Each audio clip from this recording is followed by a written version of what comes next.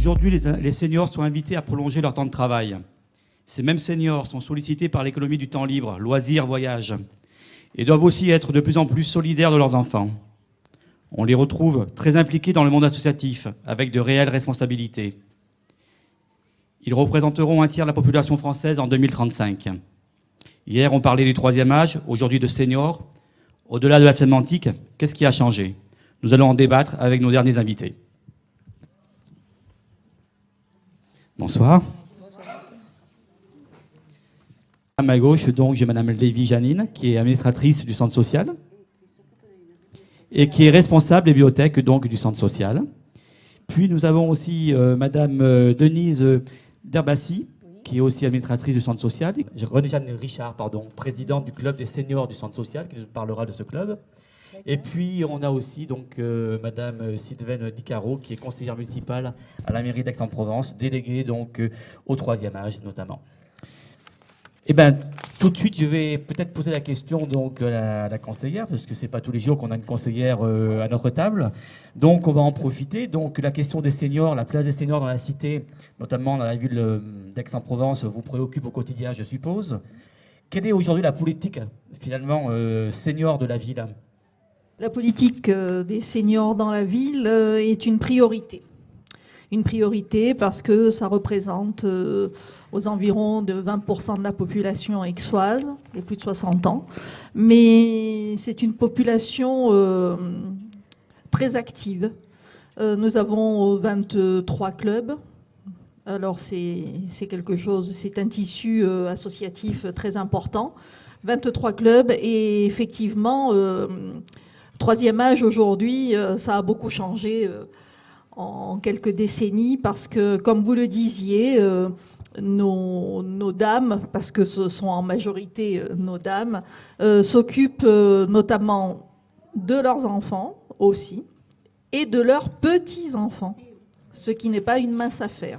Aujourd'hui, et comme vous en parliez tout à l'heure, parce que ça rejoint tout ce qui vient d'être dit par rapport à la famille, aux familles éclatées, aux familles qui ont des problèmes sociologiques importants. Donc, ce sont les grands-parents qui vivent de plus en plus vieux et en bonne santé, qui prennent en charge la descendance. Mais en plus, ce sont des personnes qui s'impliquent beaucoup dans la vie de leur ville. Quand je vois les présidentes de clubs, ce sont des personnes, ce sont des bénévoles, ce que souvent les adhérents n'arrivent pas à bien saisir en demandant de plus en plus de choses et sont très exigeants avec les présidents et les dirigeants des clubs. Mais ce sont des personnes que j'admire beaucoup et ça n'a pas été un hasard si j'ai eu cette délégation. C'est parce que je l'avais réclamé déjà en 2001, donc je rentre dans la deuxième partie puisque c'est une réélection. Et ça a été pour moi un honneur que d'avoir eu cette délégation. Je pense que nous avons mis en place des dispositifs très intéressants, que nous maîtrisons l'ensemble des difficultés. Et l'élu aujourd'hui dans la cité ne doit pas être simplement la personne qui va à droite et à gauche pour serrer des mains, parce que ça aussi c'est dépassé. Le politique n'est plus dans cette démarche. Par exemple, tout à l'heure, pendant le débat, j'ai reçu un coup de téléphone, et je n'arrive pas à la rejoindre d'ailleurs, d'une présidente de club qui n'est pas bien du tout. Et le premier réflexe qu'elle a eu, c'était de m'appeler. Je lui ai déjà dit d'appeler les pompiers, sa fille, sa petite fille, mais non, elle m'appelle. Voilà, donc ça prouve que nous arrivons à être proches des gens. Et j'espère que nous réalisons et que nous arrivons à leur apporter tout ce que ces personnes demandent. Notamment, je suis administrateur aussi au CCAS, donc le Centre d'Action Sociale, qui me permet de voir l'évolution des dossiers et d'apporter toujours un plus. Par exemple, sur le plan de la santé, nous avons mis en place dernièrement les gardes itinérantes de nuit, c'est-à-dire c'est une équipe de soignants qui visitent, qui visitent toutes les nuits, donc de 21h à 7h du matin. Les personnes s'inscrivent et elles ont, disons, c'est pour les rassurer, pour les personnes qui ont des petites, comment dire, il y a les angoisses nocturnes chez certaines personnes. Et donc ces gardes itinérantes vont 2 fois dans la nuit visiter les personnes pour les rassurer. Voilà. D'un côté un peu plus, comment dire, récréatif, nous avons mis en place ces derniers mois un véhicule qui va chercher les personnes qui ont besoin d'aller faire quelques courses. Alors c'est une aide-soignante qui s'est proposée, comme elle a le permis de conduire, d'aller chercher les uns les autres à l'incarnet de rendez-vous pour les amener chez le dentiste, chez le médecin, faire les courses. Voilà, nous essayons d'améliorer le quotidien des personnes, quoique en général ce sont des personnes très actives qui prennent des moyens de locomotion et qui se déplacent facilement maintenant. Et quand on parle de 3e âge, notamment à Aix-en-Provence maintenant, je suis sollicitée toutes les semaines. On me dit, Madame Di Caro, on a quelque chose d'extraordinaire, il faut fêter les 100 ans de Madame Intel, Madame Intel. Or, maintenant, c'est monnaie courante. Alors, effectivement, je vais visiter, dont une dame qui a 104 ans, qui vient dans les clubs, qui va dans les restaurants, donc on vit vieux à Aix-en-Provence et on vit bien. Donc ça n'est plus, c'est monnaie courante maintenant, une centenaire, donc ça nous laisse l'espoir. Mais je ne sais pas, parce qu'en fait, ça touche cette génération d'hier. Les centenaires, en fait, c'est cette génération d'hier. Parce qu'est-ce que la génération d'aujourd'hui sera dans la même démarche? Ça me paraît un peu plus difficile parce qu'en fait, tout en ayant vécu les guerres, les problèmes, il y a eu des difficultés autres. Il y a eu le chômage, c'est vrai, les problèmes de famille, les problèmes de santé. Eh bien, malgré tout ça, je pense que ces personnes de cette génération étaient moins stressées de ce que nous sommes, tout en ayant toutes les machines à laver, tout ce qu'il faut. On est très angoissé lorsque le lave-vaisselle est en panne maintenant parce qu'il y a 2 assiettes à laver, et ci et ça. Mais je pense que nous sommes moins solides que ce que sont ces personnes d'aujourd'hui et qui ont été les personnes d'hier. Voilà, c'est ce que je voulais dire. Donc, en vous écoutant, on vieillit bien. On vit très bien à Aix-en-Provence. Donc, un conseil, venez tous habiter Aix-en-Provence. Et je voulais d'autant plus profiter de cette table ronde pour remercier toutes les présidentes de clubs et les bénévoles notamment qui s'occupent au quotidien pratiquement des personnes qui viennent, et de plus en plus nombreuses. Les personnes se rapprochent des clubs tout en ayant beaucoup de choses à faire à l'extérieur. Elles viennent quand même fréquenter les clubs et ça, c'est formidable. Voilà. Et bien justement, on va interroger une présidente de club. Merci. Donc, Madame Richard, vous animez donc le club du centre social Jean-Paul Coste. Lavandes. Les Lavandes. Oui. Vous pouvez nous en parler de votre rôle, votre fonction? Vous permettez, j'ai écrit bien sûr, sans problème. Papier. Et vous avez parlé des seniors d'hier et d'aujourd'hui. Alors, il y a une différence. Les seniors d'hier, c'était vieillir, c'est vivre seul parmi les autres. C'était les seniors d'hier.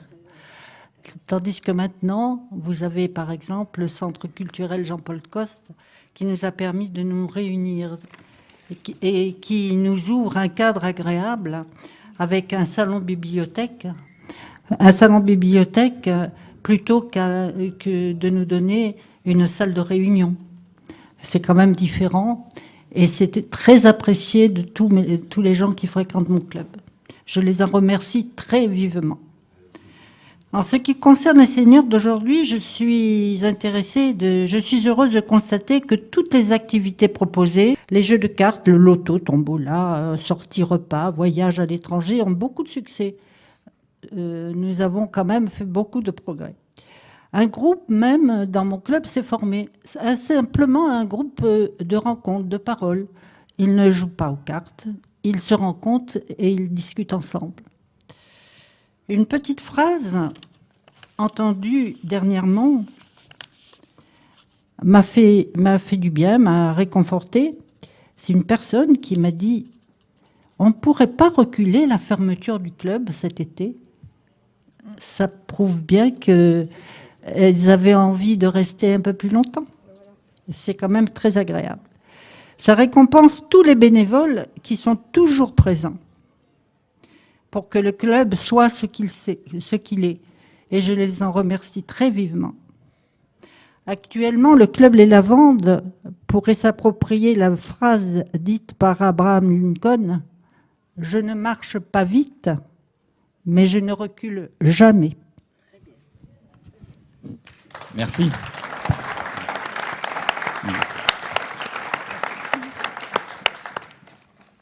Madame Lévy, donc cette bibliothèque, vous pouvez nous en parler? Oui, je vais en parler.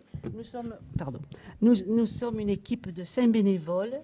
Nous sommes très motivés et nous avons beaucoup d'enfants, des ados, des pré-ados plutôt, pas des ados. Nous faisons tout ce que nous pouvons pour les contenter. Nous leur apportons, nous les guidons dans leur choix de lecture et eux nous apportent beaucoup aussi. Les petits-enfants sont très nombreux. Les moyens aussi, malheureusement, les pré-ados, ça laisse un peu à désirer, tout en leur donnant la possibilité d'avoir de très bons livres, de très, très bonne documentation. Et nous faisons tout notre possible pour leur donner le goût de lire. Pas les petits-enfants maintenant, et pas les petits, mais les pré-ados. Et il faudrait qu'ils viennent un peu nous voir parce que ça nous manque. Alors comment faire pour donner le goût de la lecture aux adolescents? Pour les adolescents, il faudrait supprimer l'Internet. Supprimer la télé, on me dit, mais vous ne regardez pas la télé? Non, pas la télé quand même. Les enfants, ils ne regardent pas la télé, ils regardent le clavier. Là, Internet, voilà. Non, mais ils viendront, j'en suis sûre. Parce que nous leur achetons de très jolis livres, de très beaux livres. Qui devrait leur apporter beaucoup de choses autres qu'Internet aussi. Parce qu'il faut apprendre à lire aussi. Donc ce projet de lecture pour tous, c'est un projet qui est né au centre social ou c'est un projet municipal? Non, c'est dans notre bibliothèque, c'est dans notre centre, parce qu'on s'aperçoit que justement les pré-ados ne viennent pas. Dans tous les clubs, là, parce que celui-ci de club se trouve au sein du centre social, donc ils ont accès à la bibliothèque donc du centre, mais dans tous les clubs se sont constitués une bibliothèque personnelle. Les personnes des clubs lisent par contre. Oui. Les jeunes un peu moins. Ah voilà, oui d'accord. Je ne parle pas des adultes, je parle des enfants. Je ne suis qu'administrateur du centre depuis très longtemps, 30 ans, et je n'ai pas encore lâché ça pour... Mais j'ai d'autres occupations à côté. D'abord, je me considère pas comme une senior. Et j'attends Bravo, de vieillir un peu plus. Bravo. Bien n'étant pas très jeune. Tant que nous nous sentons utiles. Bien, donc on va se quitter. On va donc maintenant recevoir, pour terminer cette soirée, ce plateau, la présidente du centre social et la directrice du centre social pour un temps de mini-conclusion. Merci. On a passé une soirée agréable ici à Aix-en-Provence au centre social donc Jean-Paul Coste. J'ai la directrice et la présidente, donc deux personnes importantes pour la structure. Je vais peut-être donner la parole à la présidente pour un mot de conclusion de cette journée, mais pas de fin, parce que le centre social, je pense qu'il a des beaux jours devant lui. Tout simplement, Madame la Présidente, cette journée anniversaire, une réussite ? Oui, pour nous, c'est une réussite parce que de toute façon, dès qu'on se retrouve tous ensemble, on est tellement contents que c'est toujours une réussite. Donc même si le temps n'a pas été très favorable pour les diverses activités qui étaient prévues à l'extérieur, je pense quand même que ce plateau télé, qui était de grande importance pour nous, s'est bien passé, que les invités de qualité que nous avions invités se sont tous montrés aujourd'hui à cette journée. Donc pour nous, c'est une reconnaissance qui est d'importance. Et les habitants du quartier, toujours pareil, toujours là, à toutes les manifestations. Alors un petit peu à l'extérieur, un petit peu dans d'autres salles. Il y avait aussi l'Europe à l'honneur cette journée, qui nous a fait le plaisir de participer énormément en nous fournissant aussi bien de la décoration à travers tous ces superbes drapeaux, qu'énormément de tables et d'associations diverses et variées européennes dans la salle des jeunes, que vous avez dû tous voir et que je vous conseille d'aller visiter si ce n'était pas encore fait. Autrement, voilà, pour moi, le mot de la fin, c'est heureuse d'avoir été une fois de plus parmi vous et de vous apporter toujours un petit peu plus dans le quartier. Voilà, c'est notre intérêt à nous de répondre à vos demandes, de répondre à vos questionnements, de vous guider si nous pouvons vous guider, de vous épauler si nous pouvons vous épauler et de participer à vos projets. Nous sommes aussi rampe de lancement. C'est un petit peu ça qui caractérise les centres sociaux culturels, des rampes de lancement pour la jeunesse, pour des projets de tout âge. Voilà.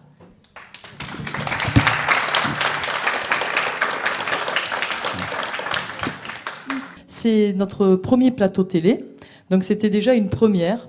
Et on remercie tous les acteurs, que ce soit les habitants du quartier, que ce soit les jeunes, les moins jeunes, les seniors, et voilà, toutes les tranches d'âge, les partenaires, les invités qui étaient invités, puis les invités qui se sont invités. Et là, je remercie l'équipe technique pour la réactivité, parce qu'on a tenu à garder cette table ouverte. Donc, c'est-à-dire les personnes qui sont arrivées, alors ça a un petit peu déstabilisé par moment, mais on a tenu à les accueillir et à faire que l'expression soit la plus libre possible et la plus plurielle. On a eu Maryse Joissin, notre députée maire.